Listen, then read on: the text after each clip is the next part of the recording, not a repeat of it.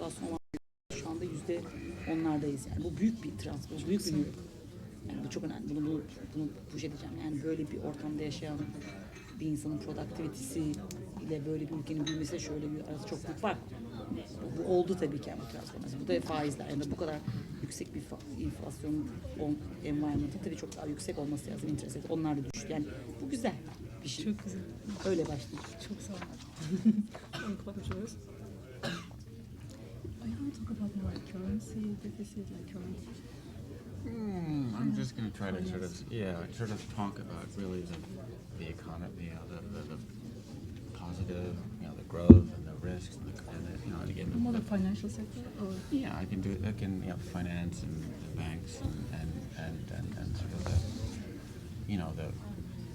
the aspects that make Turkey promising and the aspects that make the economy a little bit of risk.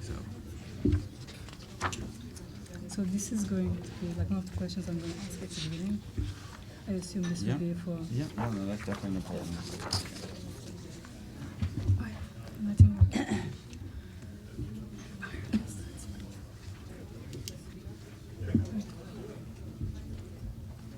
So Islam, would you like to have some water? I'll get outside, I think we can start slow.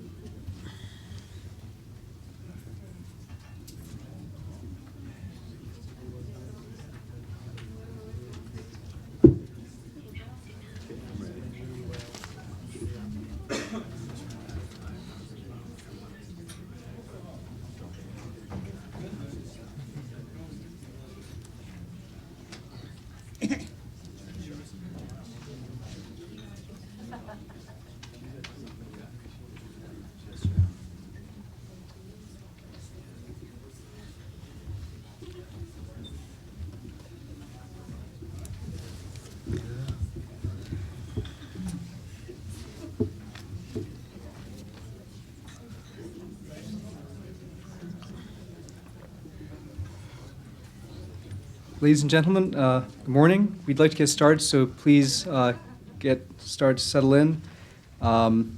First off, I'd like to welcome all of you here on behalf of the Turkish Policy Center. My name is Akiner, and I am Managing Director of the Turkish Policy Center. I'm very excited to see this immense crowd here. The room has a capacity of 100, and it looks like we're going to, at this rate, with the people waiting out there, it's going to fill up. As you know, this event is being live broadcast. That's why there are the cameras there. On our YouTube channel, youtube.com/Turkish Policy Center. And judging from the crowd here, I imagine 1 billion people are watching this right now. So on a serious note, I think the crowd size is testament to how important and timely this issue we're discussing here today is. As you know, we've titled today's discussion "Miracle or Mirage: Transitions in the Turkish Economy." We have gathered here for you today a distinguished panel who will discuss this issue from a variety of perspectives. We have the perspectives of the expert on Turkish politics and foreign policy. We have the IMF and academia perspective. We have the press and private sector all represented here. We welcome our speakers and we thank them for being here. Before we start, I'd like to take this opportunity to tell you a bit about the Turkish Policy Center, or TPC. We are a nonprofit organization, a 501c3, completely run by volunteers, completely independent from any political party, government, or political organization. We just celebrated our 3rd year, and we're funded by donors, some of which some of you are here. Our goal is to work towards a secular Turkey that is more democratic, tolerant, inclusive, and strong. You can find more about us on our website at www.turkishpolicycenter.org. We're also on Facebook, we're on Twitter, we're on LinkedIn, on YouTube, everywhere online.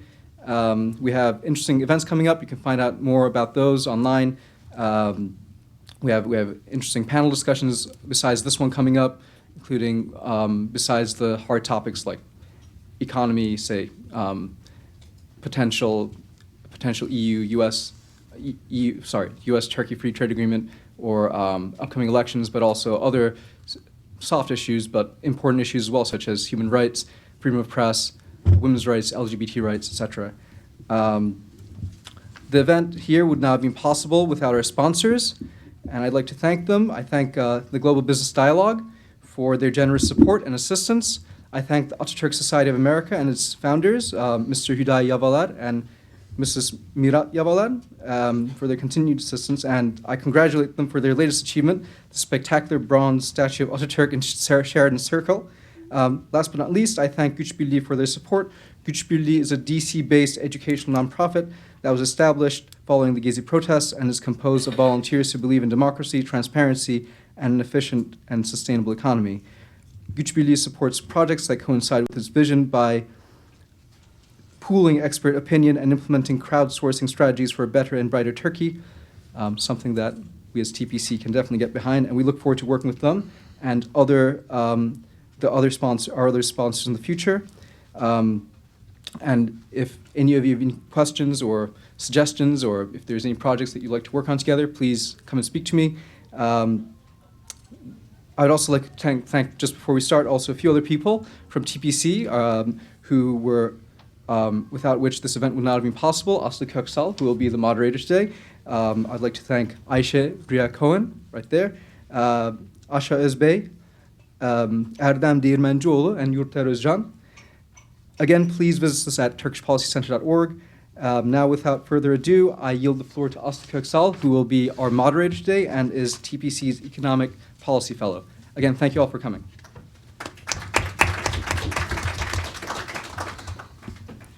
Thank you very much, Otam, for the great introductions.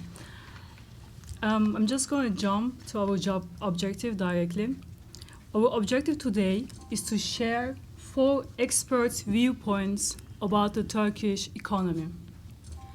We are going to discuss the challenges Turkish economy faces and what future holds against the backdrop of recent socio-political developments, domestically and in the region.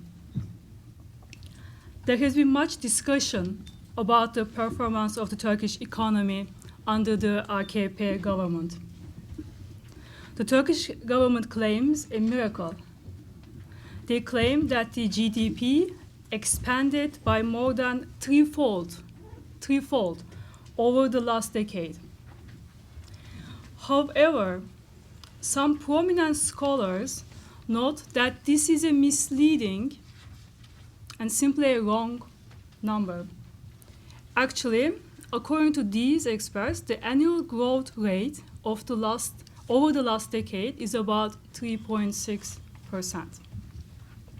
Here, today, we are going to explore this issue and explore answers to some of the questions we all have in mind, such as, is this growth sustainable? What are the domestic and geopolitical factors that have an impact on the Turkish economy?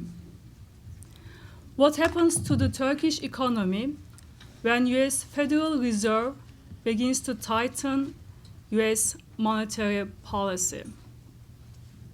What sorts of steps need to be taken to support strong, sustained economic growth? How is Turkey's economic relations with the US, EU, and others advancing, such as in the case of free trade agreements? Without further ado, I'd like to introduce our panelists. On the far left, we have Dr. Stephen Cook. Dr. Cook is a senior fellow for Middle Eastern Studies at the Council on Foreign Relations. He is an expert on Arab and Turkish politics, as well as US Middle East policy. He also writes the famous blog, From the Potomac to the Euphrates. On my immediate left, we have Professor Sebnem Kalemli-Ozcan. Professor Kalemli-Ozcan is a native of Turkey. She's a professor of economics at the University of Maryland, College Park. She's a senior resident scholar at the International Monetary Fund, a research associate at the National Bureau of Economic Research, and a research fellow at the Center for Economic Policy Research. Her main research interests are international macroeconomics, finance, and growth. On my immediate right, we have Landon Thomas Jr. Mr. Thomas is a reporter for the Business Day of the New York Times. Mr. Thomas joined the New York Times in November 2002 from the New York Observer. At the Observer, he was responsible for all business, finance coverage for the publication. On his right, we have Khush Choksy. Mr. Choksy is the Vice President for Turkey, Middle East, and North Africa Affairs in the International Division of U.S. Chamber of Commerce. He leads the activities of the department in developing and implementing policies and programs to promote U.S. trade and investment with markets in the region. Before we start our panel, I just want to mention a few ground rules. Our panelists are going to talk about 10 minutes each. And after our presentations are finished, we will open the floor for questions. So please reserve your questions for the question part. It is very important for us that we'll have a lively discussion. We are hoping for a very active anticipation. So if necessary, I'll remind us where we are time-wise. With this, I'd like to give the floor to Steve. Sure. I don't think I need it other than the fact that we are, I guess you're broadcasting this. Well, thank you very much. It's a great pleasure to be here this afternoon. Many thanks to Ata and Ashla. Thank you for the nice introduction. I didn't realize actually how famous From the Potomac to the Euphrates was until about a week or so ago, but some of you may know what I'm talking about. In any event, I'm sort of the odd person out on this panel. Although I have some background in economics, that's not my primary vocation. So what I thought I would do today, and with agreement of both Ata and Ashla, is set up the geopolitical and domestic political situation in Turkey right now, which very clearly, at least to my mind, the other panelists may disagree, but very clearly has an impact on this question of whether Turkey's economy is a mirage or a miracle. I'll start out by saying, of course, that I think that Turkey's geostrategic leadership, particularly in the Middle East, the part of the world that I'm most interested in, is more of a mirage than anything else, and I'll go through it. Broadly speaking, and in this town in particular, in this town and in Ankara, there was a moment of enthusiasm about Turkey and the fact that it could be a leader of the Middle East, that in this moment of tremendous change at this inflection point in the Middle East, that Turkey can be a leading power that would help order the region, that would bring, help manage soft landings in the Arab world, and quite honestly, yes, although nobody ever really used this term, be a model for the region. It's only now that people are coming to grips with Turkey's limitations, both at home and abroad. And as I said, I think there's nowhere was this clearer than in the greater Middle East. Whereas once people believed there was a strong cultural affinity between Turkey and the Arab world, that history brought Turkey and the Arab world together, that there was soft power that Turkey could exercise in an effort to be either a model or an inspiration for the Arab world. I think it's becoming abundantly clear that that's not the case. Just as an aside, in my various visits to Turkey over the course of the last 3 years in particular, but even before that, I was always bombarded with stories about how Egyptians were watching Turkish soap operas, and this was somehow taken as a sign that Turkey was bound to lead the region. And although I think of myself as a nice, polite person, I'm not terribly diplomatic. And in a nice way, I reminded my Turkish hosts, the ones who were telling me this story, that I had considerable experience in Egypt, and I knew that Egyptians were also watching Mexican soap operas, so that I was not sure that Mexico was poised to lead the region as much as I wasn't sure that Turkey was poised to lead the region. But more to the fact. The idea that Turkey as a liberalizing country, a country that was making great strides towards democracy and prosperity through a liberalizing economic policy, was at heart the idea that Turkey had soft power and that Turkey could lead the region. And if you take a look at each one of these, they really were very superficial. I think there is a certain level of cultural affinity. But of course, since Ataturk's reforms in the early part of the 20th century, Turks did not have access to their own history. And given the fact that Turkey's primary foreign policy vocation, although there were periods of Turkish activism in the Middle East, the primary area of Turkish foreign policy was, of course, in Europe. And I think that the Turks really lost their sense of history and their own history in the Middle East, and didn't quite grasp and still continue to struggle with the differences between the Middle East and Turkey on that cultural level.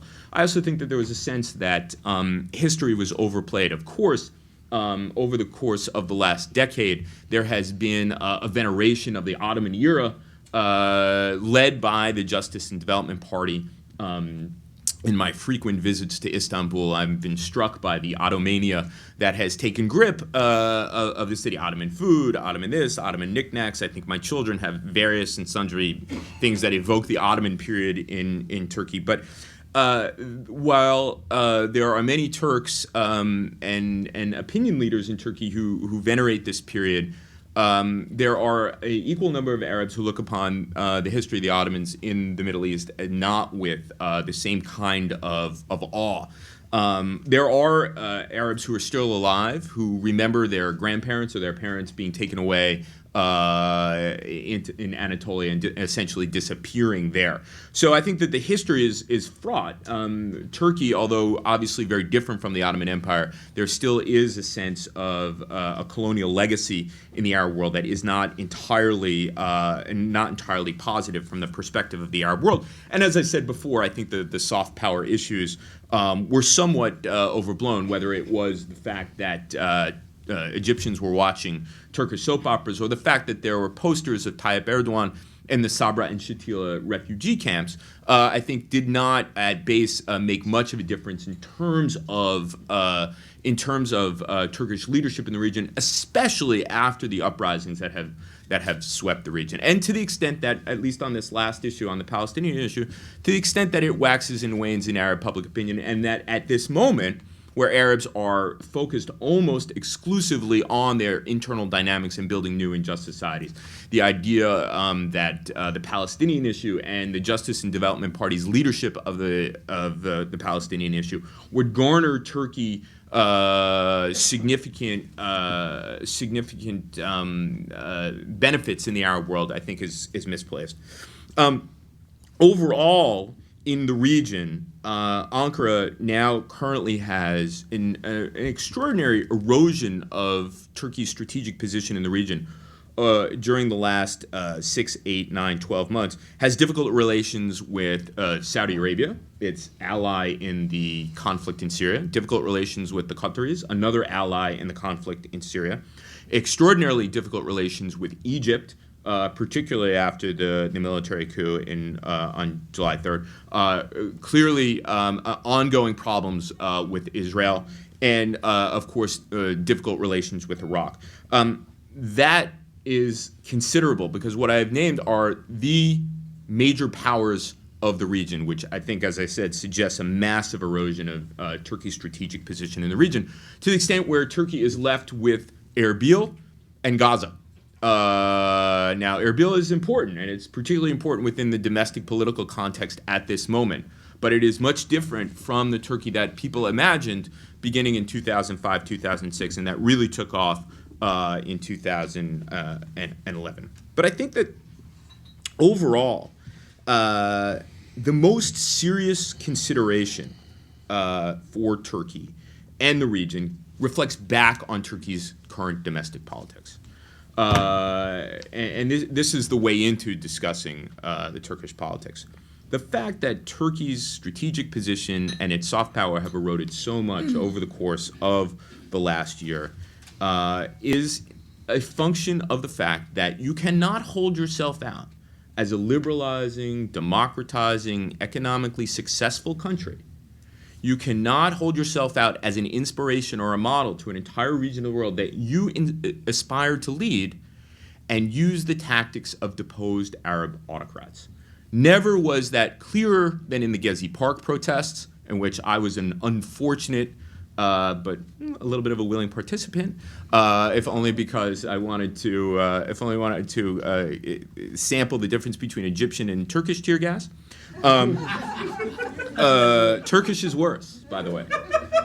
Turkish is worse. But this has significantly contributed to a diminution of Turkish prestige in the Arab world. You cannot, as I said, hold yourself up as a model or an inspiration for the rest of a region that is struggling to build new, just, more open and democratic societies and use tactics, not just the police brutality, but the intimidation tactics, intimidation of the press, where to some extent in Turkey there is a virtual ministry of information that operates now through intimidation and investment in different kind of media that will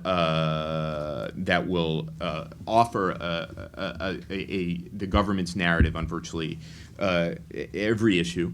The kind of chilling effect that various government efforts on civil society organizations, international NGOs, the effort in the immediate aftermath of the Gezi Park protests to go after social media users, the intimidation of foreign journalists, and the roundup of people who are identified as leaders of the Gezi Park protests, even if they have not necessarily been charged. This has all had a chilling effect on Turkish politics, added on top of what had been happening in Turkey over the previous 5 or 6 years, to the extent that you can no longer make the argument that Turkey is actually politically liberalizing. There's clearly been an illiberal turn in Turkish politics. And to the extent that the Justice and Development Party and Prime Minister Erdogan have the kind of sense that they have the country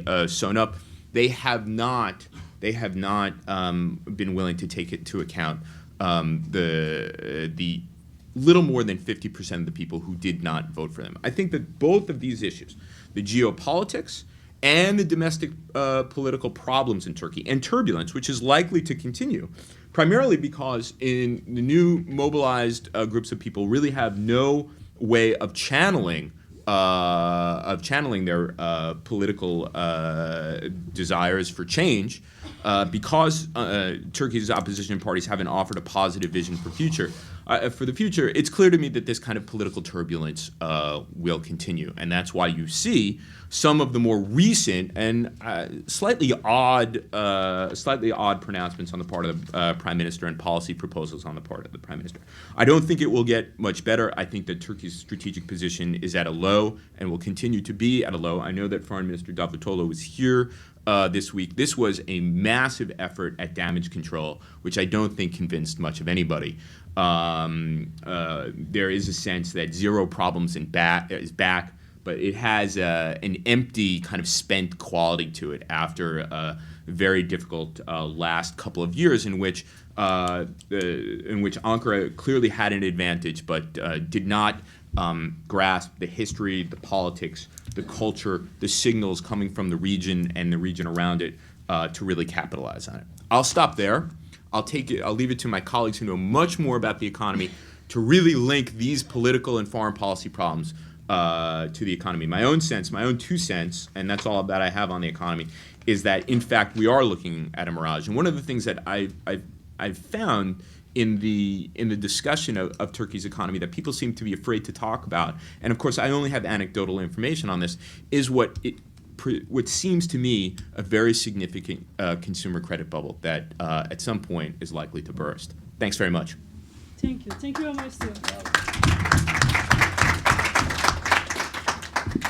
Now, Sebnem, Professor Kalemli-Ozcan is going to take the floor. Thank you very much, Ata and Asli, inviting me. This is a great pleasure to be here. So, when Ata asked me, can I prepare a speech, combined with slides on the question of Turkey's transformation, miracle or mirage, I thought, well, I'm an economist, so I'm going to give an answer that you expect from an economist, and the answer is both. Or it depends, right? This is the answer you expect from an economist. But let me clarify what do I mean by saying both or it depends. So I have like 5 slides I distributed. It's just that, I'm going to show you some numbers. You can just listen to me or you can look at them, whatever you prefer. The first slide I have is like, that's miracle. What is the miracle about the Turkish transformation, Turkey's economic transformation? This requires to have a little bit of a historical panoramic view, right? So instead of just looking at, 2005 and afterwards or 2006 and afterwards, why don't we go back to 1996? If you go back to 1996, you find an economy that is really under a lot of pressure, huge inflation. We are looking at like inflation rate of 80%. If you are looking at the slide, the bottom line is the inflation rate, which is a little bit darker, and the top line is the interest rates. Of course, if you are living in an economy with 80% inflation, the government has to, offer a very high interest rate, both to domestic investors and international investors, to bring the investment and the money to the country. And that's exactly what was happening. The top line I plot here is the nominal interest rate on government actions. You can see rates such as 140%, 160%, some crazy numbers. And during this period now, going from 1996 to 2001, several things happened in the world scale, right? So there was Asian crisis, and then the Russian crisis, 97, 98, and then earthquakes, 2 major earthquakes in Turkey in 99. And then there was a brief period of a standby agreement with IMF, which didn't work. And all these periods were really, really volatile. Like, you are looking at a country, an emerging market country that is really struggling, and somehow it is not coming together. And of course, all this led to this huge financial crisis in 2001, what we call a twin crisis, where the currency collapsed and the banks collapsed. So after that moment, you hit bottom, right? So you hit bottom, and the only way to go is up from that bottom on. There were a lot of reforms, originally the banking reforms led by Kemal Dervish, who came from World Bank to Turkey, and then AKP government came to the power, and then they combined with these other reforms. And then, of course, when you look at this figure I distributed, which is about the normal interest rate and the inflation rate, you see suddenly things are getting great. They look great, right? You're now having an inflation going down from a number like 80% to like 6%, right? That's a miracle, right? You call it a miracle. And also the normal interest rate. Right now, the Turkish government, they don't have to offer that high interest rates to attract anybody. People would like to invest in Turkey. So that also coming down. So this is kind of, if you want to call, the miracle part of the story. Let me now go on the mirage part of the story, which links exactly the last sentences Steve mentioned, which is about the credit bubble. Now, in the second slide, I show credit to non-financial sector as a ratio of banking sector assets. What does this mean? This is all the credit banks give to the real sector. So this is something you want, actually. You do want the real sector to borrow from the banks, because then they are going to invest. This is going to stimulate the economy. You are going to have growth and so forth. This is exactly the problem we have now in Europe and the US. Why banks are not giving the credit and why people are not investing. So this is not a bad thing, but of course, as everything in life, there's a bad side to a good thing, right? Enough is enough type of argument. So when you look at this figure again, going back to 1980s, the credit given to the real sector was around 40%. It declines during this volatile period of 97 to 2001, where there were several crises. outside Turkey and inside Turkey, and then banks were forced to lend to the government. So this is what we call crowding out investment effect, where banks are not lending to the real sector, not lending to the small business owner, but they are forced to lend to government because government is fiscally unsustainable. And that's what happened, and that's what you see in the slide. Again, of course, this only lasted till the moment of 2001 crisis when everything burst. And after that, credit to the real sector started increasing, which is, again, a good thing. But if you look at the number now, that's the thin line between a good thing and a bubble, right? Now we are talking about a number of 60%. So generally when we see these numbers in other emerging markets in the previous cases, these are associated with, credit bubbles, increasing asset prices, although we only see this in the real estate sector in Istanbul so far. But generally, these things that are the things that makes us worry. So are we really now transforming from a miracle stage to a mirage stage? And why do we really worry about that? I mean, if we are growing 6-7% a year, and if there is credit given to the real sector, and if everybody is investing, what is wrong with this picture? Well, what is wrong with this picture is the external imbalance associated with it, which brings me to my third slide, which is about the current account deficit. Just to define what a current account deficit is the difference between your imports and exports, or is the difference between your saving and investment, or is the difference between how much you invest in other countries versus how much the other countries invest in you. When this number is in deficit, what does it mean? We borrow in Turkey a lot from the rest of the world. Again, you might say, well, isn't this a good thing? You're growing, your people want to invest in your country. Of course, capital is going to flow into your country. True, but look at the numbers. Again, this chart goes back to 2004. There you have a current account deficit of minus 2% to GDP, which is normal because this is the time that is you are getting out of the 2001 crisis. The currency is depreciating. It is cheap to invest in Turkey. So, you are going to, build up a current account deficit. That's okay, but not to the point of 9%, which is the number as of January 2012, and the number as of October 2013 is 7.5%. So that means of GDP. So the current account deficit right now is 7.5% of GDP. This is a hugely important vulnerability. Why? Because if you go back like till 80s and look at every single emerging market crisis, starting with Latin American debt crisis, Mexico peso crisis, Asia, Argentina, Turkey, all of them, when you have a current account deficit more than 5%, even you are growing, right? There's always the argument that you can afford such a current account deficit if you are growing.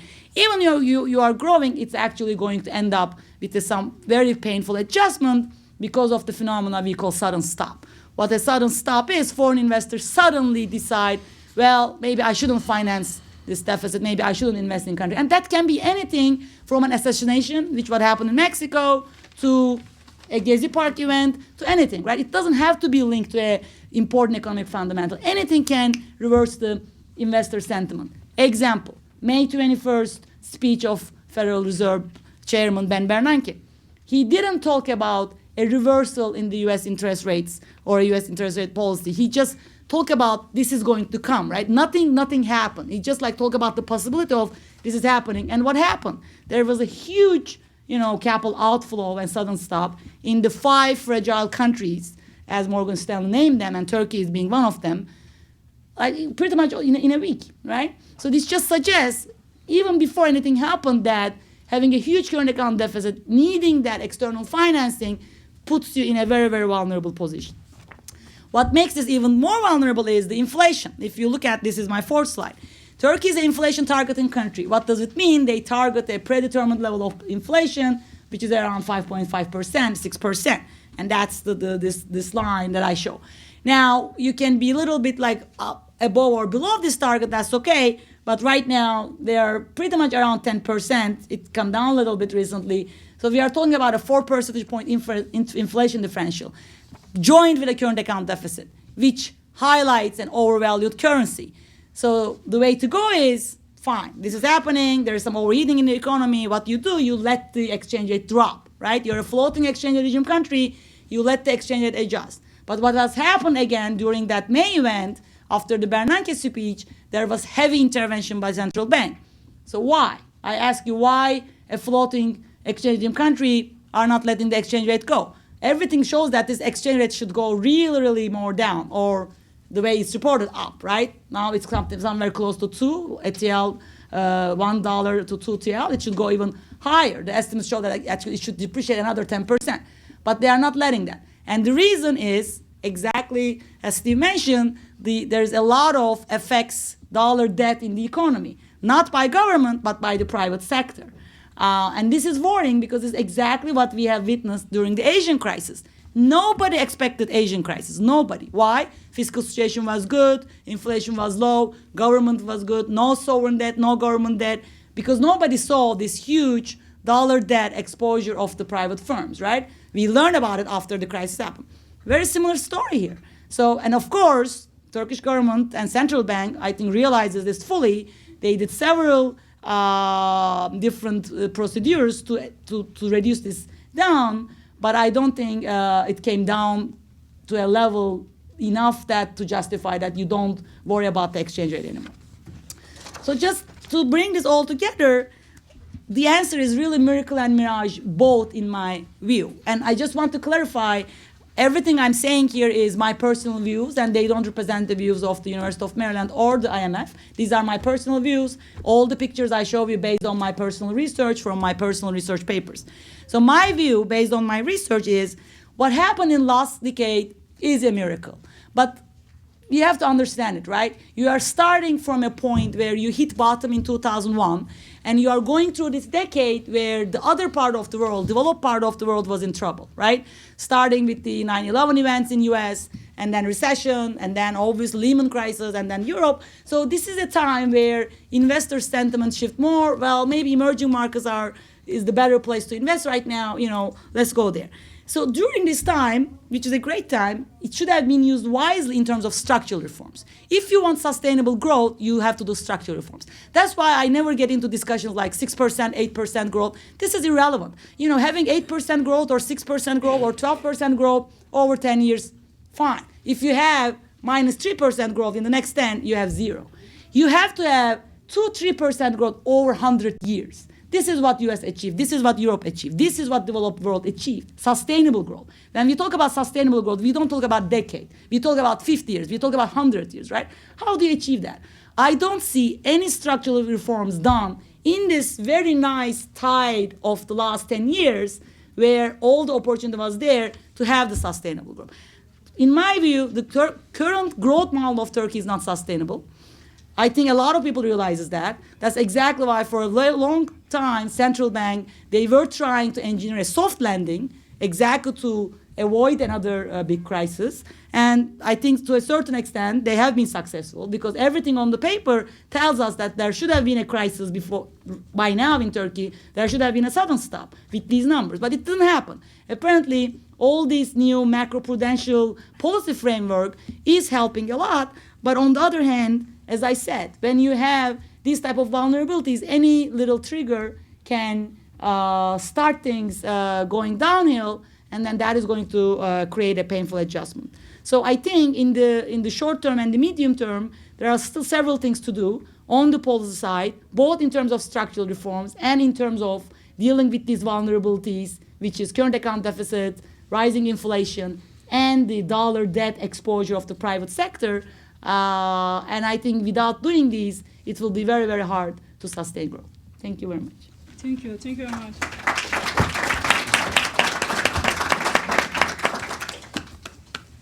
Now, Landon Thomas is going to take the floor. Please. Thanks very much, Asli.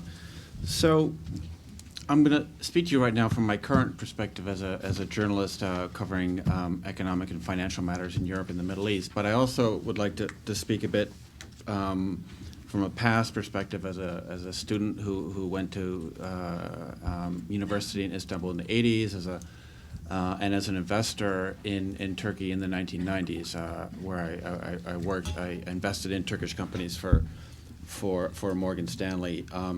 So I think it's just, when we talk about Miracle and Mirage, I'm going to take even a longer perspective and say, from the 80s to the 90s to where we are right now.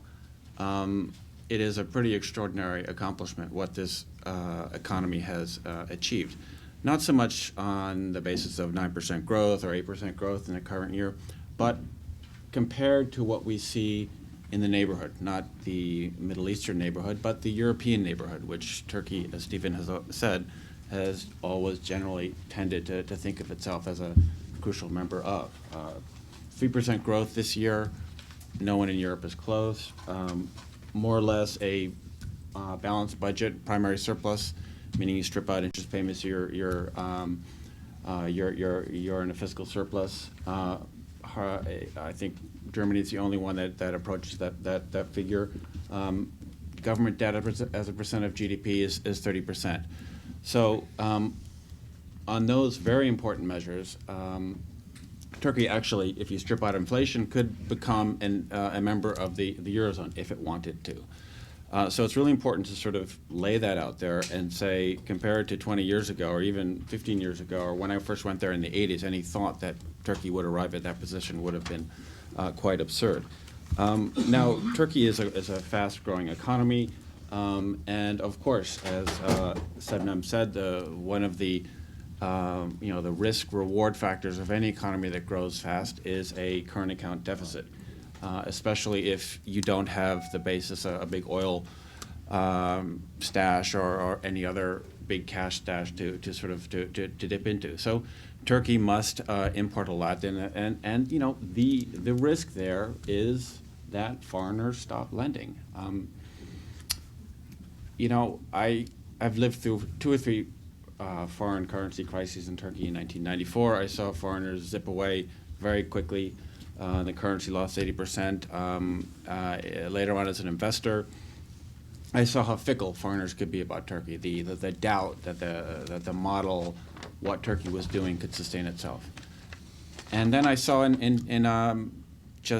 May what happened.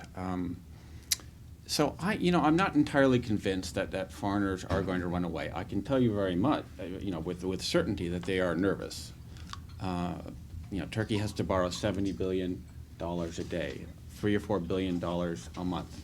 A lot of that is short-term loans, largely from foreign banks to Turkish banks, who then lend it on to some construction company building a big skyscraper in Istanbul.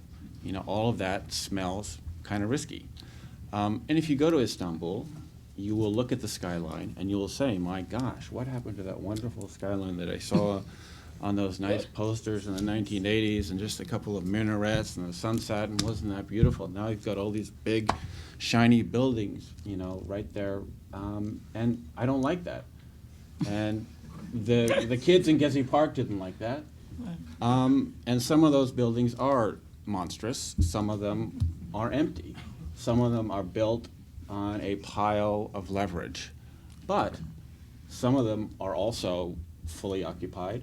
Some of them are fully financed. And some of them, if you go to some of these malls, they are actually full. Was there a mall bubble in Turkey? Perhaps. Does that mean that the Istanbul skyline is some sort of metaphor for disaster? I'm not sure. I was actually speaking, not to drop names, but I am going to drop a name right here. I was speaking to Orhan Pamuk about this, and I was thinking, okay, I'll talk to him about the skyline of Turkey, and I'm sure he's going to give me this whole thing about, oh, what a disaster, what happened to my beautiful Istanbul, Nişantaşı, it's all gone away. And he says, what's wrong with the skyline of big buildings? Why should we be poor?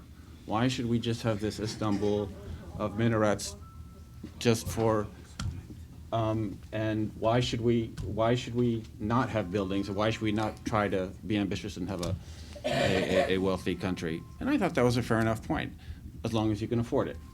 And so I'm not sure where that stands with regard to the skyline. I think there are certainly some developers that will go bust, but will it be like in Ireland or a Spain where the bust turns into something larger? I think the jury is still out. And then there's a third point about whether or not the emerging market. I mean, Turkey is one of these emerging market. Some people call them BRIC countries that has had a long boom, and they have relied a lot on credit, on loans. There are many who say that boom is going to stop, whether it's commodity-driven or driven by banking. It can't go on forever. Again, I think the jury is still out. I would look at one measure really to really get the best sense of whether or not the crisis is upon us, and it's where the Turks themselves hold their money in their bank accounts. Not so much whether they have money in Switzerland or not, because they don't really. All of their money is in, or largely, not all of their money, but the great bulk of their money is in Turkish banks or foreign banks, and it's in Turkish liras. I'm not sure what the current figures are, but it's, I think, more or less half and half, if not more on the TL side. Now, 10 years, 15 years ago, when I was living in Turkey, you had maybe this much in TL, and you had that much in dollars because you didn't trust the government at all. There was always a sense that that if you had a TL, it was going to either lose 5%, 10%, or, as on one day in 1994, 80%. So why would you hold your money in TL, right? Now, the fact that half the country or more holds their money in TL is a huge, huge factor in support of what the government is doing. So I would look at that more than what some bond investor in London is doing with his money, because if you try to sort of depend on what the bond investor in London is going to do with his money, you're not going to get anywhere. So no doubt about it, there is risk with regard to those bank deposits. In recent months, they have become a little jittery. There are lots of issues about tapering. There's lots of issues about what's going on in Turkey. And in the end, it's going to come down to whether or not people, investors, who are lending all the money to Turkey, and Turks, and this is more important, Turks themselves, whether they're in Istanbul or Batman or Gaziantep or wherever, whether or not they trust the government to do the right thing by the economy. Because, one thing I think we need to remember about Erdogan is that the only reason Erdogan is where he is right now is because he had one insight at the beginning of his coming to power: fix the economy first, and then I'll do whatever I have to do with regard to social this, social that, headscarves, drinking, whatever. He knew that he couldn't do one thing about that until he got the economy right, until he got businessmen and bankers on his side. He has done that. Now that we are in this period where people are saying, well, I don't know, what have I 5 years ago you would have talked to a businessman about Erdogan, they say he's the second coming of Suleiman the Magnificent. Now he's the second coming of, well, I don't even know, but there are a lot of people there who don't like him and they don't have the trust in him. Now, if I were a betting person, I would bet that Erdogan is pragmatic enough and smart enough to realize that he is at a very fragile point right now. And if the economy blows up, and if he goes out saying, well, we're going to blame it on the bankers, we're going to blame it on this, we're going to blame it on that, and if he doesn't listen to the smart people who are around him and say, look, this is what you have to do, you have to slow down, you have to make the case to the world again that you are a responsible leader, I would bet that he's going to listen pretty carefully to those people because he's a very ambitious man. And he got to where he has gotten by getting the economy right. Will he consciously, and maybe it's beyond his power, that's a possibility, but there are a lot of things he can do to sort of steer that very, very elusive middle course: soft landing, responsible fiscal policies, don't go spending money like a drunken sailor, keeping the confidence of both the local population as well as the foreign investors, because again, this is a leveraged economy. So I am going to sort of leave it there. If I had to bet, I would say that he might just do it, just because if he doesn't do it, he's not going to get what he wants. Simple as that. Thank you. Yeah. Thank you very much. Thank you. Now, Khush Choksy is going to take the floor. Thank you. I'd like to thank the Turkish Policy Center and Atar and Asla. Being the fourth and final speaker is always tough because all of the good things have been said, and it's difficult to disagree with even the diverse viewpoints that have been expressed here. By ways of introduction, my angle on this will speak in many ways from the perspective of American businesses. Clearly, I think starting with the point that Stephen Cook made, in the long term, over a long period of time, political liberalization and economic liberalization go hand in hand. And democracy and enhanced democracy certainly is a factor that portends well for a long-term economic growth. But coming back to the question on the panel, I mean, I think there's no question that Turkey has been an economic miracle to date.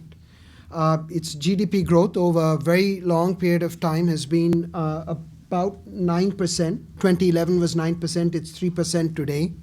In a neighborhood of disasters.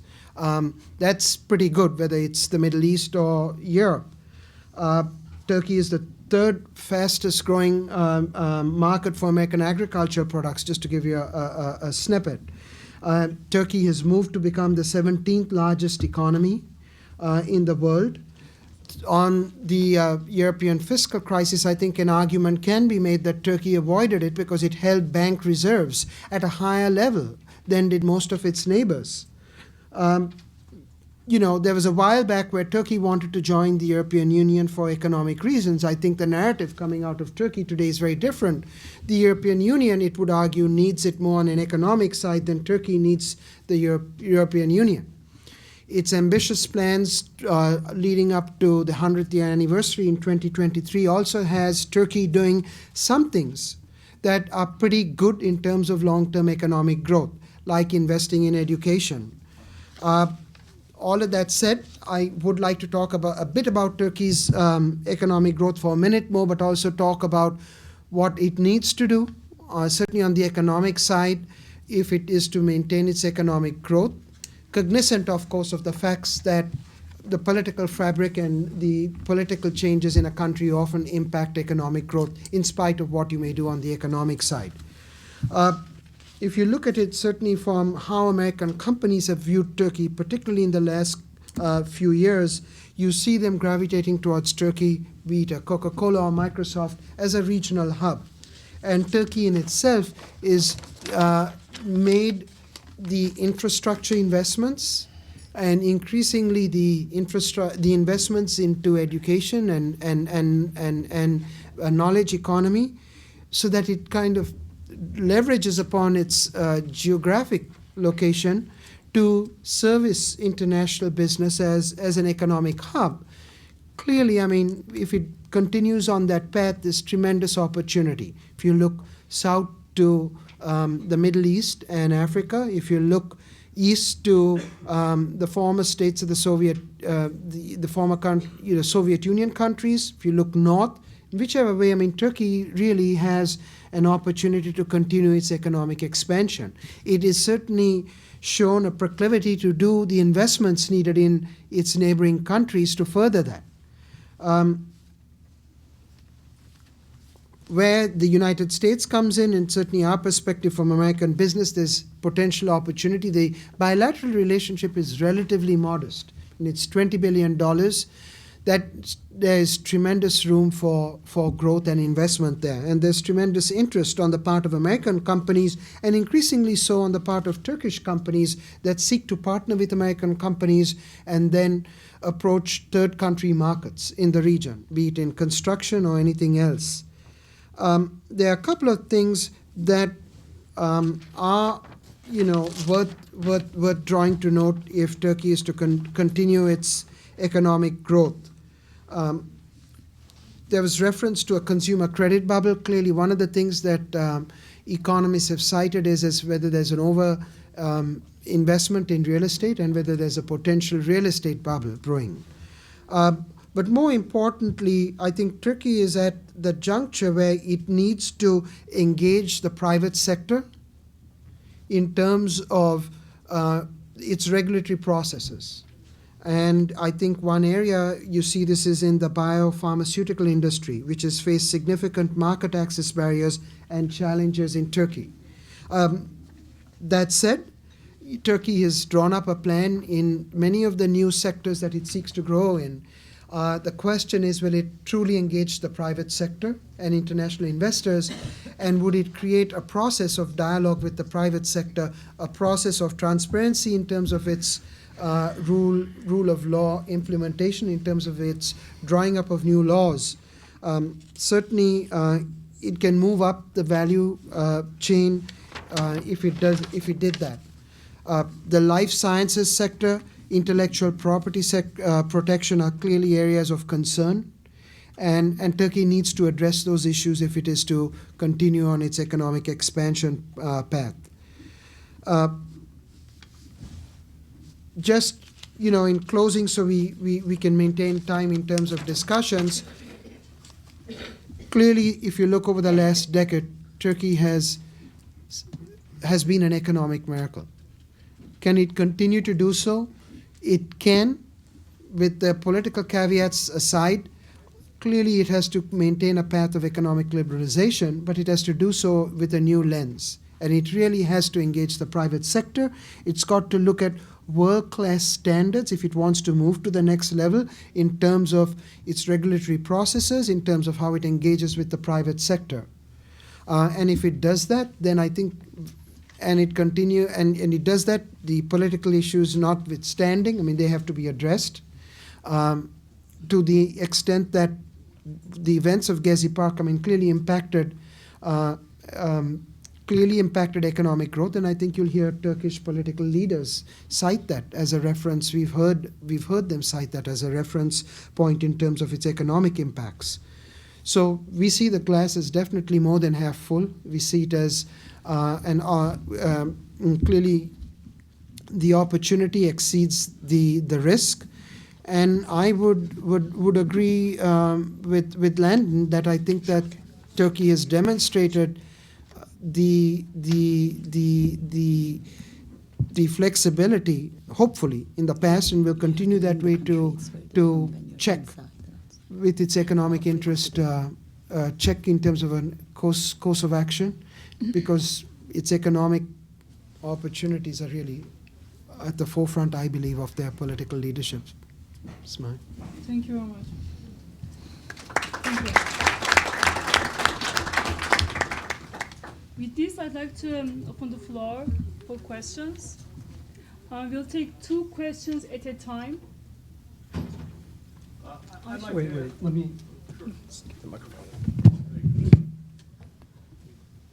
Most people who know me here usually know I'm pretty loud enough, but I'd like to ask Professor Kalemli-Ozcan and Mr. Choksy, what mix of economic policies would you recommend for the Turkish government, the monetary and fiscal policies? And if you both agree, I'd like you to talk to the Republicans in Congress about U.S. mix of policies. Thank you. Do we have a second one? Let's answer this one. Oh, please. Canbek Özdemir, American University. My question will be to Professor Özcan. How do you evaluate the Turkish banking sector performance after 2001 banking crisis and during the mortgage and euro crisis? Thank you. Would you like to start? Okay, let me start from last to first. Yes, actually, a big part of my miracle story is the banking sector performance and banking reform. So there was an amazing banking reform after the 2001 crisis. And that reform not only made the whole sector much more productive and efficient and perform better normal times, but also during the Lehman mortgage crisis and European crisis, they performed better too, right? Turkey is one of the countries that immediately bounced back. And the reason is, just very simple example, these things that we talk about in US and in Europe, the stuff you put on the off-balance sheets. So the things, the mortgage-backed securities, right? You hide. When you look at the bank balance sheet, you don't see them, but they're off the balance sheet. Turkish banks are not allowed to do that. So they don't actually allow to do that. They don't allow even to do anything like based on like subprime or collateralized debt, anything like that. So they weren't even in that market, just to start with. So, but again, that's the banking reform that was done after the 2001 crisis. That has nothing to do with the AKP government. That is the conditionality of the IMF help, and then that reform has to be done. Every single emerging market country that went through such a banking crisis did the same reform, and that's why exactly they performed much better during the mortgage crisis and the Europe crisis. So, and that's, I think, big part of the miracle story. But that doesn't explain why. So that's more like the finance side, right? But there's this macro side. Your macro house should be in order. And in general, going back to the other speakers, that people look at the fiscal situation first, and that's why, the government debt, the deficit, and all. And when they look good, oh, everything is good. Not necessarily. If you look at the research by Ken Rogoff and Carmen Reinhardt, where they collected data going back to 100 years, and when you look at all the crises, there have been many, many crises when countries default, when the debt is 30% of GDP, which is pretty much what Turkey has, right? So it is not necessarily a good thing that, or an indicator that if you have a fiscal surplus and low government, that nothing is going to happen to you. Things can still happen to you if there are these hidden vulnerabilities. And the most important hidden vulnerability right now in Turkey is not the consumer household issue, the half TL, half dollar, I completely agree with that argument, but the corporate sector. Corporate debt is one of the biggest component of the debt, and the corporate sector's dollar debt is huge. Let me give you a number. And that's going to bring me to your question and to the policy response. The median firm, okay, so take the universe of firms in Turkey, all the firms, okay? Look at the median one, the typical firm. The short-term debt of that firm, which is defined as the debt over 12 months, maturing in 12 months, 70% of that debt is in dollars. This is huge. Huge. Nobody speaks about this number. Why nobody is speaking about this number? This number is very similar to what the Asian countries had, and of course not known, right, because it isn't in the aggregate data during the Asian crisis. So this is exactly why they cannot let the exchange rate go. That's exactly why they are intervening. They know it very well. This is a very important vulnerability, which brings me back to your question. What is the policy response? The classic policy response in a situation like that, looking at the aggregate numbers only, would be raise the interest rate, right? They can't raise the interest rate. We all know why. We are going through elections now. Nobody's going to raise the interest rate. Okay. But maybe that's not the right policy advice anyway, right? If it is really about this FX debt and the vulnerability in the corporate sector, then that may not be the right policy advice. And then the right thing is really you reduce that first, okay? You reduce that vulnerability in the corporate sector, and then you slow down the capital flows, which they are doing with the macroprudential policy, and then you let the exchange rate to adjust. That would be my recommendation. Thank you. Teşekkürler. Steven, would you like to answer the first question as well? No. Should I? Oh, please. Sure. Just, I mean, in terms of the policy mix, clearly regulatory reform, implementation, rule of law when it comes to implementation of business decisions in the court process is critically important and is not quite there. But coming back to what should the bigger picture do, I just want to make one point. The U.S. proposed transatlantic trade and investment partnership, the TTIP, with the European Union could have a negative impact on Turkey, given its customs union with the European Union. In essence, the United States would have a privileged position of trading vis-a-vis Turkey and access to its markets that would not be reciprocated. With that in mind, the US and Turkey decided to establish a bilateral high-level committee led by the Ministry of Economy of Turkey and the Office of the USTR here. From an American perspective, if you look at even the political liberalization in Turkey, the process of EU accession was a period where Turkey did a number of very good things. On the economic side, it certainly did because it aspired to get into the European Union. I think that from our perspective, the perspective of American business, we would put on the table that the United States and Turkey should, in earnest, begin a process of discussions that would take into consideration the ultimate goal of a US-Turkey free trade agreement. I think that the process in itself will help put on the table and address economic issues, and that process in itself address a whole host of other issues. I would even argue that lead to, positive benefits on the political side. But I am not, an expert in that. But certainly, it would be something that we would welcome. And I think that the process, and you can never say what the process leads to, but would certainly create what is also absent, I believe, on the holistic US-Turkey dialogue is a structured discussion. And I think that there were lots of expectations raised when President Obama visited Turkey. It was the first foreign country that he visited. It was a major speech in terms of being a model relationship. And then certainly on the economic side, that has not fully realized itself. And this is a vehicle that could bring both countries together. Because let's face it, I mean, I think that Turkey is not going to disappear as a significant player in the region.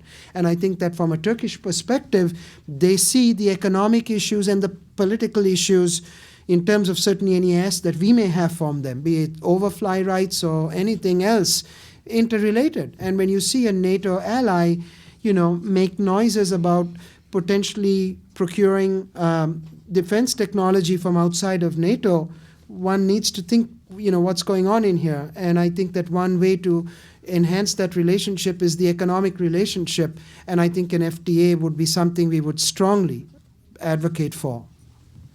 Thank you very much. You have a question here? Asli, that is really a magnificent panel. Mr. Thomas, you said, among many things, Erdogan has to listen to the smart people around him. Name one.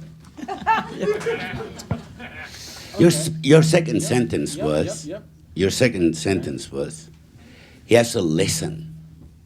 Name the first and last person he listened.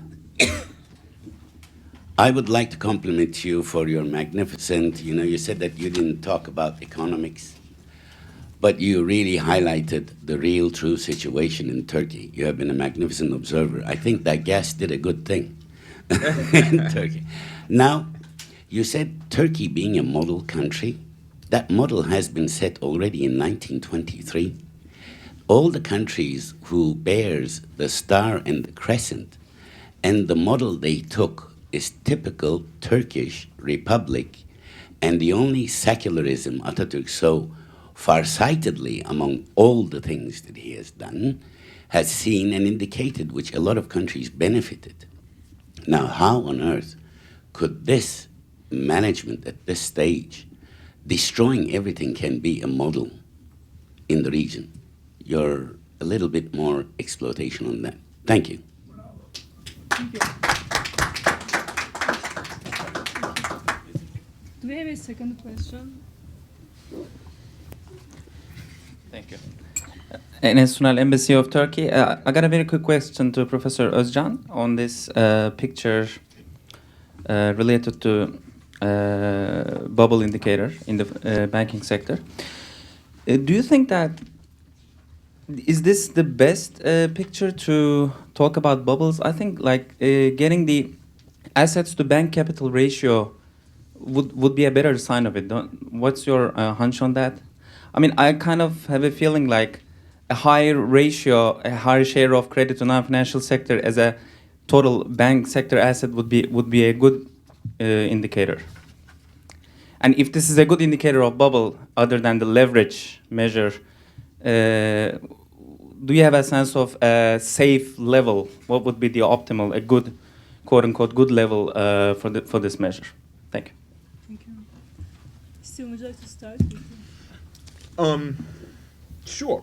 I'm happy to actually take a stab at both of those questions. But I think that we really need to talk about two separate models. And what people in Washington, in Ankara, and elsewhere have been talking about one kind of model since at least 2002, and another kind of model that people talked about before then. One, the original Turkish model that I think had become largely irrelevant over the course of the 20th century, was the Turkish model, in which the military retained for itself a right to intervene in the political system, to as some would say, moderate the political system. Others would say to defend a particular political order that was to the benefit of certain groups, including the armed forces. The other model, the one that has been in vogue since 2002, is one of a liberalizing, democratizing, economically prosperous country that is led by an Islamist third way. And the AKP was the archetypal party for a kind of post-Islamist politics that many people who knew very little either about the AKP, very little about Prime Minister Erdogan, or knew very little about, for example, the Muslim Brotherhood in the Arab world, believed that there would be an evolution in the Arab world as a result of what the AKP had done in Turkey. What we have seen, however, is a clear illiberal turn in Turkish politics. So we can't talk about either the old model or the new model. And I think that if you ask people in the region outside of Turkey, they want neither of those models. Both have demonstrated their shortcomings, and they're clearly looking to forge their own way in the world. On your well, I'll leave it. I'll leave your other question to the person you directed it to. I have my thoughts on this as well, but in the interest of time. Okay, so very quickly. Yes, so let me just clarify two things. So I am not saying that there is a bubble, right? There isn't this silver bullet that you look at one indicator and then you say there's a bubble. Because generally when we see this type of credit growth, and this is a picture of credit growth. You can look at other pictures of credit growth, right? In fact, actually, this is from my paper with Soner, your colleague at Central Bank, and then we have several pictures like this. The way we use this actually, this transition between lending to the private sector and lending to the government, and we are referring more to the time before 2001 crisis, right? So, but then we have all these other pictures that you were mentioning. They are all showing the same thing. Now, you might still say, fine, I look at as a ratio to bank equity, as a ratio of bank capital, and all these things, let's say, give you like a credit growth 40, 50, 60%. What is big, right? You wouldn't know that. Generally, what people do is look at that number, 40, 50, 60%, and here's very close to 60, together with the asset price, okay? So we have quantities and the prices, right? The two pillars of economics. So you have to see also an increase in the asset price. And it is true that we didn't see that in Turkey anywhere outside Istanbul. And in Istanbul, we see it very forcefully only in the real estate sector. So then is there a countrywide bubble? Maybe not, right? So this is, as Landon put it, it's still the jury's out.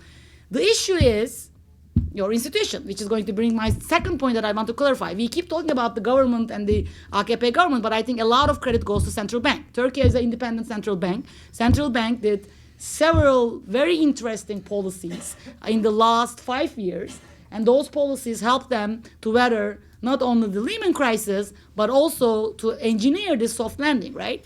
If they weren't worried that, let me put it this way, think about the counterfactual. Let's say they weren't worried at all. There isn't a bubble, everything is fine. Why they are inventing all these policies, right? Start with the interest rate corridor, now the reserve option mechanism, which you know very well and you work on it.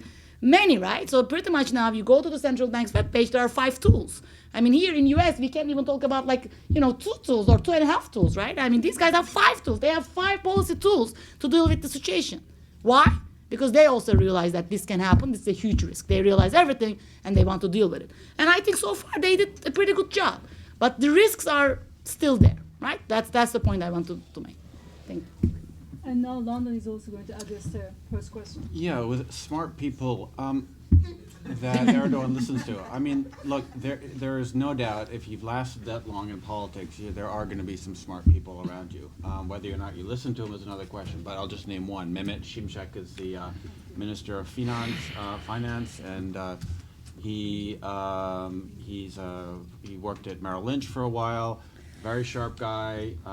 Also, he's from Batman, so he's part Kurdish. So he's got a foot in both camps. He's from Anatolia, but he has worked in London. He really understands what's going on in the minds of investors. And in fact, he was just in New York, and he came up to our building a few weeks ago, and we had a nice chat. And he was on a sales mission, and he had been talking to investors at Citigroup and all the big investors that you have to talk to. And basically, he was making the case that, look, I'm not going to say this publicly, but mistakes have been made, and the government knows what it has to do to get back on the right side of investors, because he knows, as well as everyone, that they need to keep the lines of communication open. He's a smart guy. He knows what needs to be done. He knows that Turkey and Erdogan or whoever cannot just say to the world, we don't need your money, because Turkey does need the money. It needs to borrow. As Sebnem said, where the private sector is hugely leveraged, and money needs to keep flowing back in. So he knows what needs to be done, and he spoke very openly about the challenges of a soft landing and managing a large current account deficit, as well as the challenge when you have a very strong, willed and ambitious leader who's got large ambitions to sort of navigate all this. So he's speaking to investors on a regular basis. He knows exactly what needs to be done. Is Erdogan listening? I don't know. I really don't. I don't think we will know. And but I think it is a mistake to say that he has no smart people around him, because he certainly does. In that meeting at the Times, did Shimshek account for his attacks on interest rate lobbies in international banks during the Gezi Park protests? I asked him about because that. I asked him it about was that. irresponsible for someone who I is did. I allegedly asked- responsible for the well-being of the Turkish I economy. asked him about that, and Because clearly the Turkish government is on a damage control mission over the course of the last couple of weeks. This was damage control, and I asked him about, what about all this, this interest cabals and the fact that brokers in Istanbul are worried about how they write about the Turkish economy. So I did. I said, this is not the way to go and make nice to investors. And he said more or less that, yeah, this was, I think things got out of hand. People got excited, and Including himself. perhaps himself Time for as him well. to earn his Right. keep, I guess, back in June Yeah. and May. Well, he. I don't think we should leave them off the hook for that. I'm not defending the finance minister of Turkey. All I will say is that this is what he said. He's obviously got to make a lot of amends to a lot of people with regard to regaining trust.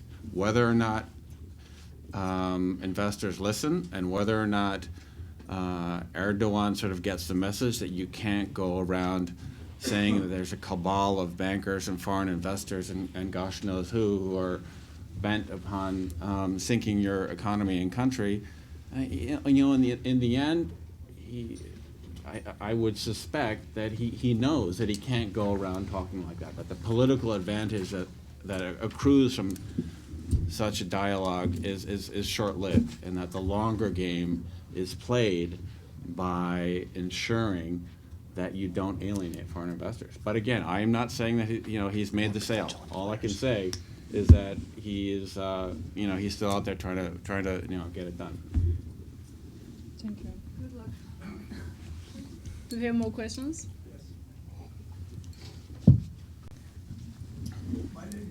I'm not an economist, I'm a businessman. And I was in Turkey recently. I saw all those construction. As you know, if you go back to America after the First World War, 1930s, what you saw is a construction. Roosevelt started what happened in Turkey too. All those land used to belong to the government, and he started construction, built TOKİ under the name of the TOKİ, built a lot of apartment buildings, offices, no infrastructure. Matter of fact, I went a couple of them, there were no sewer system, no infrastructure of all the building. So try to sell all those business, he invited all the Arabs. So all the Arabs money came in, and he started to deal with the Arabs. Then try to get the Arabs back to Turkey and declare to Israel the enemy, the Muslims. So this is what happened in Turkey, unfortunately. And what we're talking about, the minimum wage. What is the minimum wage today? Let's talk about gas. How much the 1 pound hamburger? What is the calorie people get a day? We talk about the Turkish economy. You're talking about the high-rise buildings. One of my friends said, Orhan Pamuk, said, well, we got all these high-rise buildings, but no sewer system, no infrastructure. Then what? You'll see in the future, everything's going to collapse. Thank you. Do we have one more question?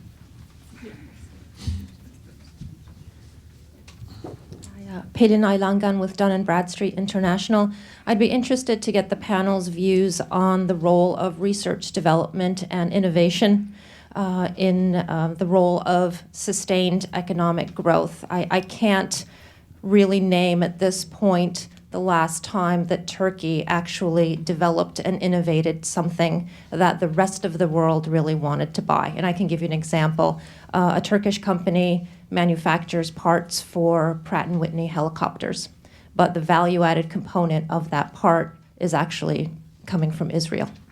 And to the extent that your population is not channeled into technology and education and is pushed into theological seminaries, I think you are kind of preventing yourself from long-term sustained development. So I'd be interested in hearing your views on how much in Turkey is spent on research and development and how important that will be going forward. Thank you. Thank you. Buna cevap vereceğim soruyu. İlk soruya mı cevap vermek istiyorsunuz? İlk soruya kim cevap vermek istiyor? Who wants to answer the first question? I apologize. I'm speaking in Turkish. Next, I will start speaking German now. Who wants to answer the first question? Which question? The infrastructure. The infrastructure. Question, Oh. Turkey and So what was the gap question, though? in the income. No, I know No, that. that's I the got that second- question, but I'm not sure what that. I mean, he said It's about the Turkey, the infrastructure, everything is going to collapse. Yes. I think that's what he said. and the gap in the income. Right. Okay, I'm still not entirely clear what the question was, but you know, there's no doubt that there's a lot of overbuilding in Turkey, and that more needs to, and there's an imbalance, as you see with lots of economies that grow quickly. It's very easy and nice to get a big building up as opposed to getting down under the ground and building sewers that work. That's a challenge that any evolving and developing country is going to have to face. So, you know, I think everyone is aware of that.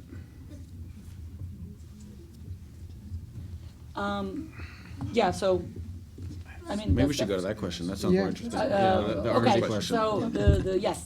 so I did a lot of research on growth. What do we know from the growth research is that for sustainable growth, you need three things, right? Technology, education, and institutions. Okay, that's what I meant in my speech with structural reforms.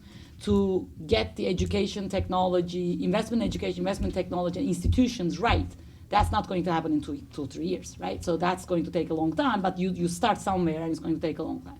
And apart from some reforms relating to savings, which in the last 10 years, we didn't see anything else. Now, in terms of like, so I actually don't agree with Mr. Choksy on the investment in education. There are a lot of changes in the education system, but changes in the education system is very different than investment in education. I am a product of Turkey, right? I was the top 3 in university entrance examination, you know, the number 1 in my department of economics in Middle East Technical University, and then I came to the U.S. with scholarship. So I am a product of Turkey, which you can, like, the best it gets, right? What I didn't learn, I mean, I have like great calculus, great math, great everything. I came to do an economics PhD in the United States. I cannot create. I can get hundreds from the exam, sure. But then the third year comes and you have to write a dissertation. And that was the hardest thing, because that's not what you learn in Turkey. You learn in Turkey to memorize. You learn in Turkey to be a great, you know, scientist or mathematician in terms of like memory, but not in terms of creating. Creating is a very, very different process. You have to invest heavily in innovation technology. You have to invest heavily in R&D. And I think they are trying to do that. There is effort, but it's very, very, very limited when you compare to developed countries. For example, ERC grants, European Research Consortium grants, they are similar to National Science Foundation grants, right?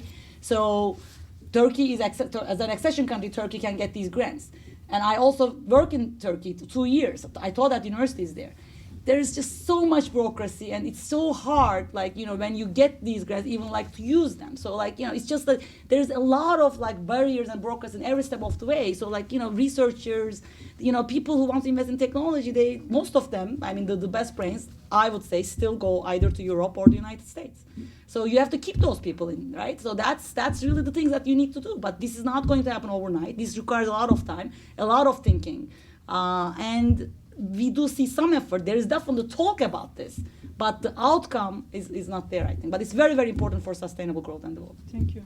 And Stephen, not Yeah, on the I just question? the first question, because it struck me. I too, I'm not entirely sure what the question is, but I think when you think about this question of the development of infrastructure and buildings, certainly this is something that is emblematic. You find this all over the developing world. You know, the mushrooming of big glass towers and so on and so forth. But I think what we're missing in the discussion, and particularly in Landon's offhand remark to the kids in Gezi Park not liking the skyline, is that there's a very clear political economy issue that's going on here.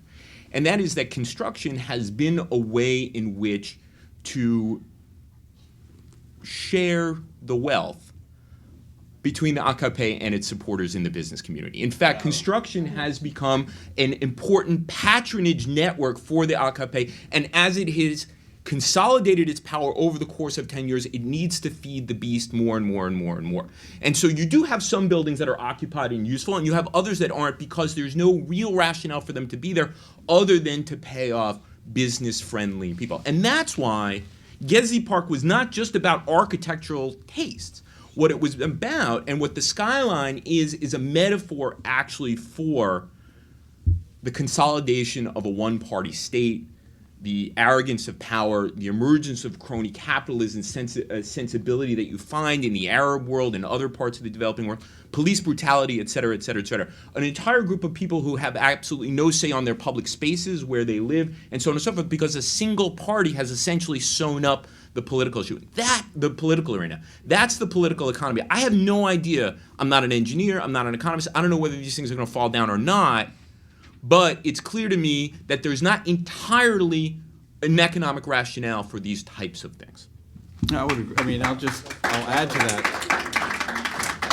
I wrote a story in the Times about a month ago about the Sapphire building being, an example of this type of building, and it was built by a family that has ties to the government, and it's largely, I don't know what it's there for. It's the tallest building in Istanbul, but it's more or less 60% occupied, maybe even less.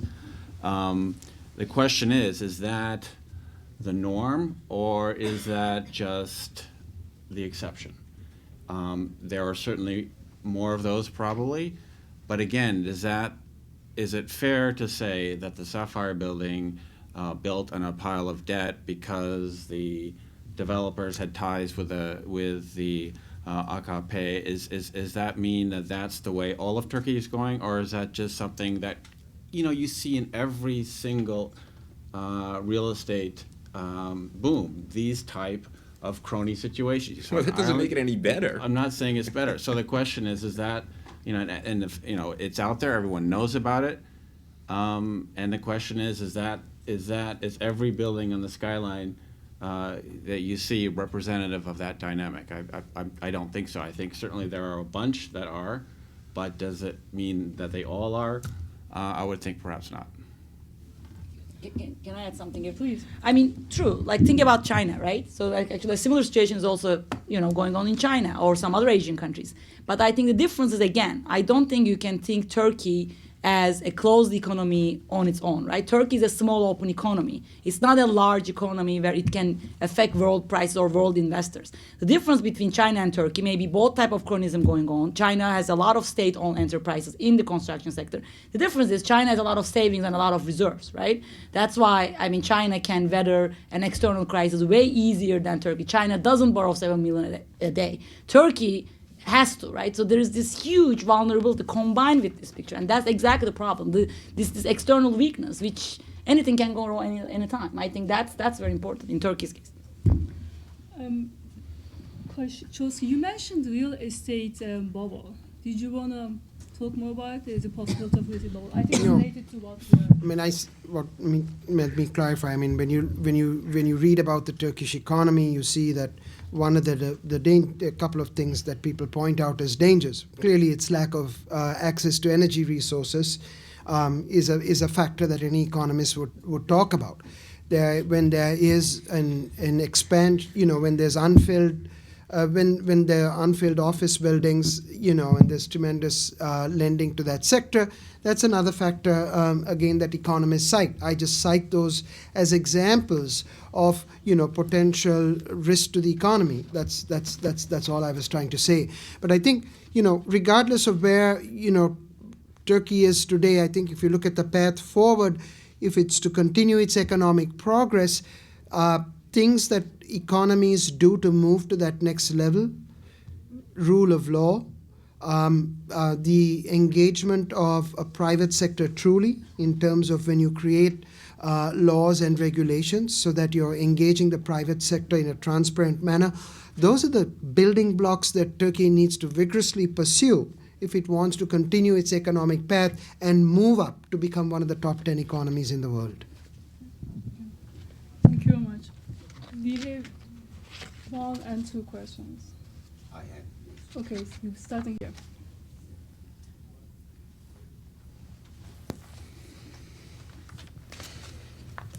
Thank you very much for those great comments. My name is Ozcan. Just as a disclaimer, I'm the representative of the main opposition party, CHP, here in the US.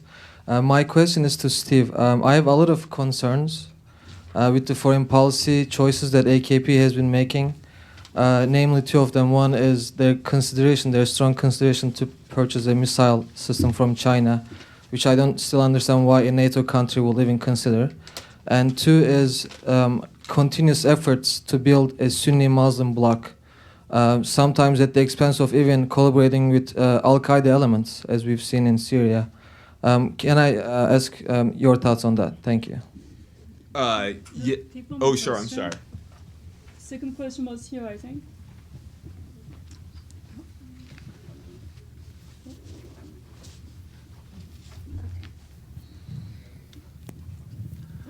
I just probably didn't have to ask this question, Mr. Khush, but this heavy investment in education program, I would like to correlate with the lady from Dun & Bradstreet. The education system in Turkey is now in a tremendous collapse. It is returned based to the basics of fundamentalist Islamic education. Are you aware of that? Second, ma'am, you said you're a product of Turkey, but you didn't know how to do that. Now, shame on your teachers. But 50% of the students at your time were male and female. That ratio is very carefully planned to destroy the female. Why don't you, as a teacher, say a few words about the future of the female, bright Turkish woman? Thank you. Ready? Yes, please. Yuter, I think you're going to be unhappy that you asked me that question because I'm going to turn around for you and ask you why the JHP has its policy with regard to Syria and consistent support for the Assad regime. But we can talk about that offline. But I think that is a significant question that needs to be asked because I don't think that anybody within the Turkish political arena really has a grasp on foreign policy. It strikes me that there is a compelling reason why, actually, they chose a Chinese company to develop this missile system. Primarily because, for a reason that was pointed out here, the value added that Turkey provides on a part for a helicopter is next to nil. The technology comes from elsewhere. And Prime Minister Erdogan and others believe that befitting a country of Turkey's power and size and prestige, it should have a defense industrial base, and they don't want to have to rely on Israeli, Russian, and European technology. So what has happened is, as a result of the fact that this Chinese company doesn't have to obey by American laws, they've offered the Turks generous technology offsets, whereas Raytheon and other American companies are not permitted to offer the Turks generous technology offsets. This is a problem that the Israelis actually ran into a number of years ago and got into a lot of trouble.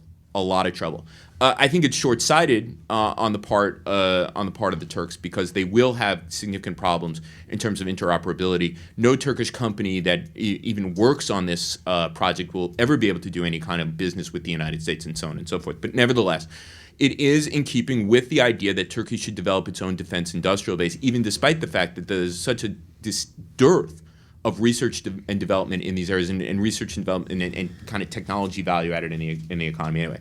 It is a fool's errand in the same way as the Israeli effort to develop its own fighter plane back in the 1980s was a fool's errand. Something that's also on the Turkish drawing board, something that'll bankrupt the country. On this question of developing or building a Sunni Muslim bloc, there is a certain element to AKP foreign policy that is rooted in asabiya, that kind of Muslimness. That's why you find Turkish diplomats active in Somalia and other places around the world. That's why you have had the kind of very active foreign policy in the region. I think that not necessarily by design, the Turks stumbled into a rather unwise policy when it comes to Syria that has drawn them deeper and deeper into the pathologies of the region that pit Sunnis versus Shia. And to the extent that neither Turkey was willing on its own to intervene in Syria, begging the United States to intervene in Syria, but not from American territory. And the United States resisted that. And Turkey being under fire from the Assad regime and having to deal with large numbers of refugees. Turning a blind eye to extremists transiting on Turkish territory to fight in Syria, despite the fact that this was extraordinarily short-sighted, was really the only weapon that Turkey had. I don't think it was a conscious policy decision to line up with al-Qaeda elements. And now they understand quite clearly what the drawbacks of this policy are. But I don't think we should go so far as to suggest that Turkey is part of this Sunni Muslim bloc. After all, as I pointed out in my remarks, Turkey has significant differences with its own allies in Syria on Syria policy. The Qataris and the Saudis has significant policy differences with the Egyptians just on virtually every issue now since the coup in July 3rd. And I think that you have to provide a certain context here. Certainly, Prime Minister Erdogan was less than diplomatic when it came to the issue of the military's intervention in Egypt. But you can understand, given Turkey's history and given the kind of generalized view of the world that Turkish Islamists have, that he would respond in the way, and the government would respond in the way that they did. Thank you. Okay, so education question is a little bit tricky. When I answered my original question, I didn't go into details, but this is a subject that is dear to my heart because the reason actually we decided to stay in the United States and not go back to Turkey is because of our children's education. Now, what I meant is when I said I didn't learn creativity and this is what they should fix because there has been an ongoing problem in an education systems like Turkey, Korea, France, right? You teach a lot of engineering and math and science, and when those people come to the United States, they do very well but then you don't teach that much social sciences. So you don't focus on the well-rounded child, you don't focus on the broad child, right? And that really hampers creativity. So if you want to talk about education reform, you reform this together with the university entrance examination, these vocational schools and so forth, right? Instead of that, they did other stuff, right? You referred it to as okay, so now this is tricky. Say that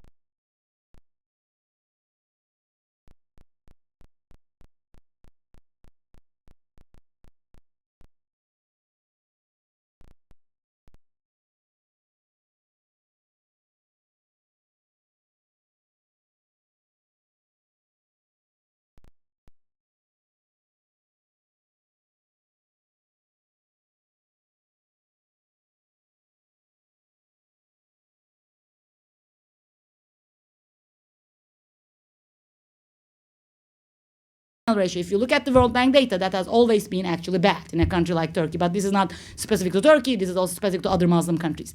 This improved to an extent with the compulsory education system. And but even with that, it was never a 50-50, right?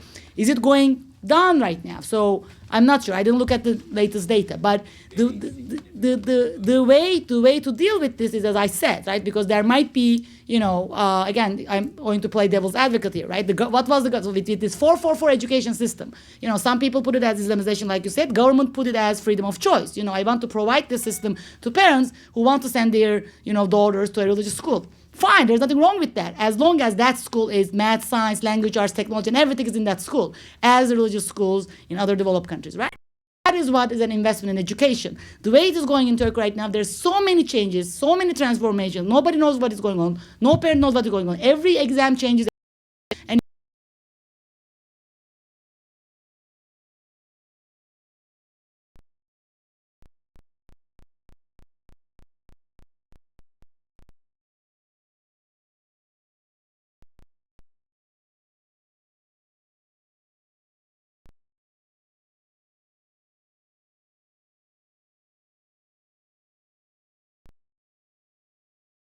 You want to ask one question?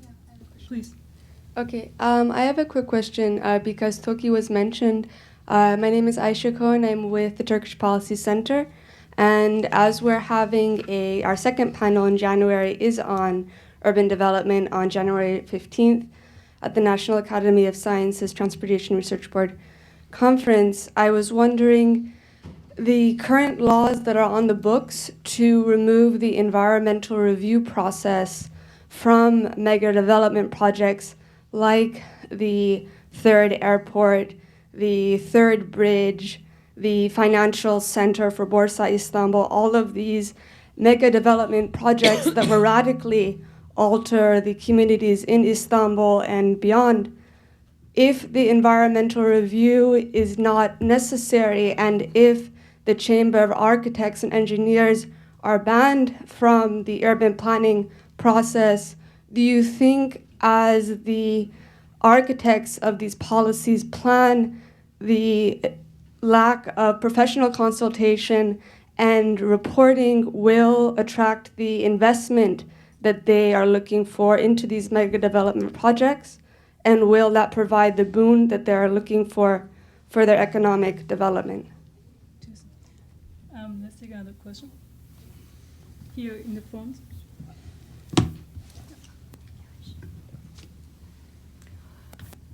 When AKP or any other government lended any money from IMS and they get a very low interest, like a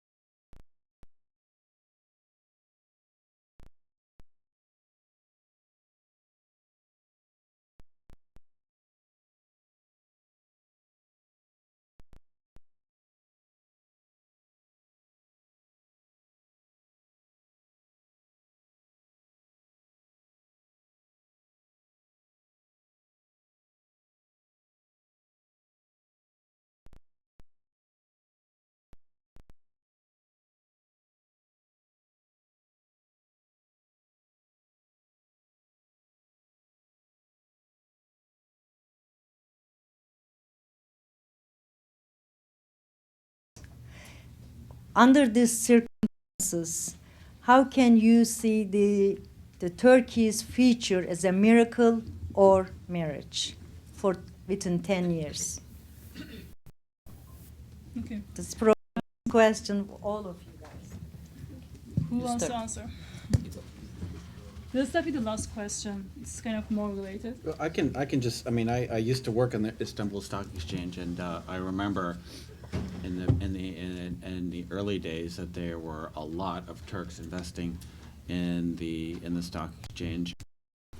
but foreigners were also very. You need both, and I think as long as the 93%, sir. 93% of the Istanbul stock market comes from foreign investors.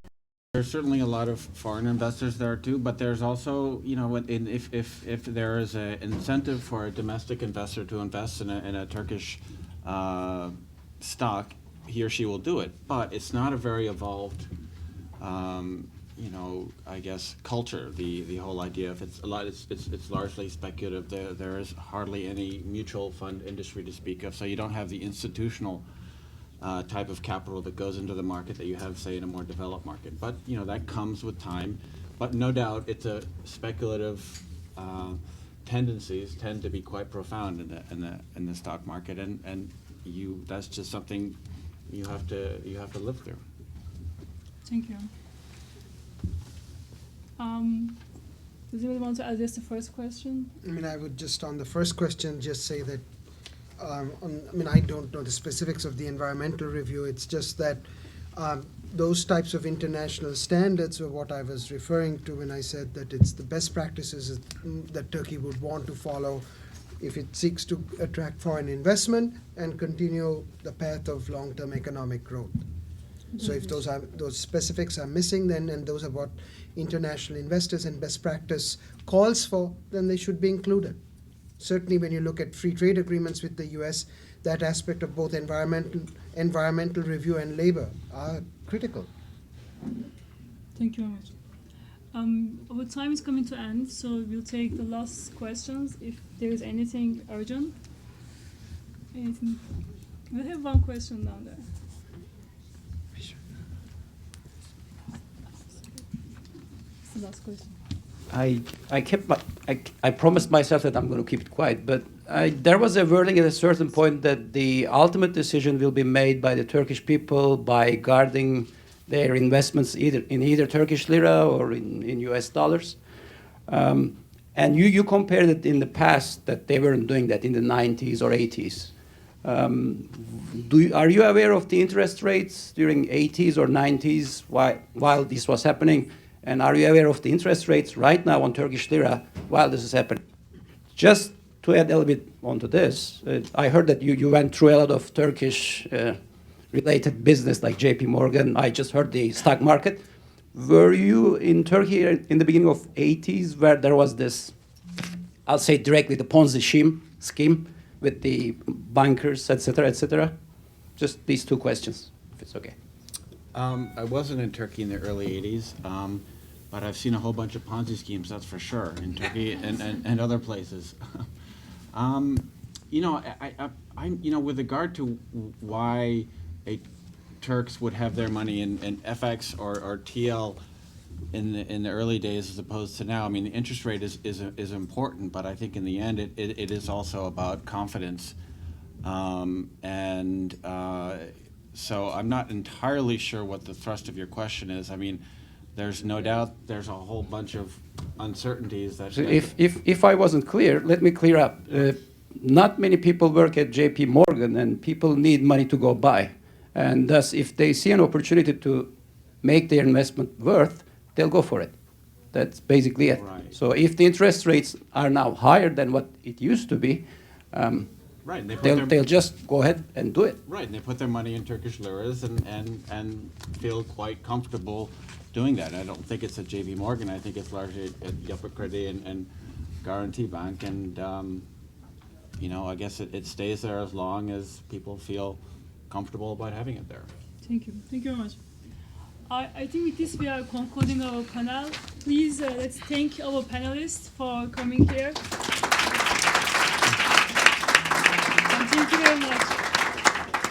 Thank you very much. Thank you very much. Thank you. I'm actually